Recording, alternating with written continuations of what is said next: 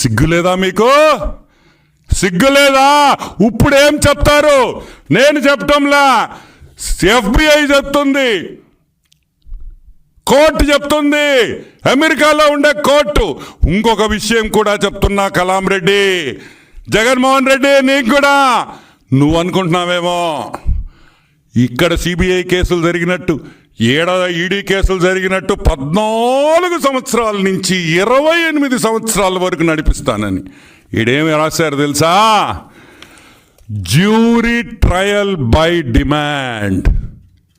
Jury trial by demand అంటే ఏందో తెలుసా? అది ఎక్స్ప్లెయిన్ చేస్తా. చాలా ఇంట్రెస్టింగ్ సబ్జెక్ట్. జ్యూరీ అంటే మన ఇండియన్ కోర్ట్స్లో జడ్జి ఉంటారు, జడ్జి గారే జడ్జిమెంట్ ఇచ్చేస్తాడు. అమెరికాలో అట్ట ఉండదు.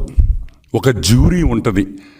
ప్రజల్లో నుంచి ఒక 20-30 మందిని ఎంచుకొని ఆ 20-30 మంది అంటే ఆ జ్యూరీ వాళ్ళు చెప్తారు ఇతను తప్పుడు చేశాడా లేదా అని.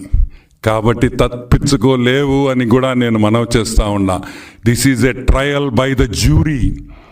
It is trial by jury, not by an independent court. It's jury trial in US. కరెక్ట్గా సంవత్సరం లోపల జడ్జిమెంట్ వచ్చేస్తుంది.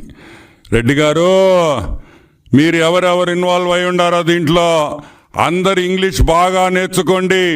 అమెరికా జైల్లో బ్రెడ్ ముక్కలే పెడతారు.